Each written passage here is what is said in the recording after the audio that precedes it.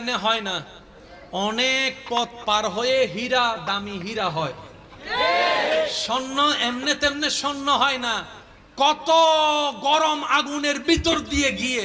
তারপরে সেটা হারে রূপ হয়, তারপরে সেটার দাম 2 লাখ 3 লাখ টাকা দিয়ে মানুষ কিনছে। যদি আগুনে পুরা না হয়, যদি শোয়া না হয়, যদি গালি না শুনেন, যদি বদনামের শিকার না হন, যদি আঘাতের শিকার না হন, ততক্ষণ আপনি দাঁড়াতে পারবেন না, দাঁড়াতে পারবেন না। যাদেরকে দুনিয়া ভাঙতে চাই, আমি শ্রদ্ধার সাথে ভালোবাসার সাথে অনুরোধ করছি আমার ভাই বোনদের কাছে, যদি কখনো দেখেন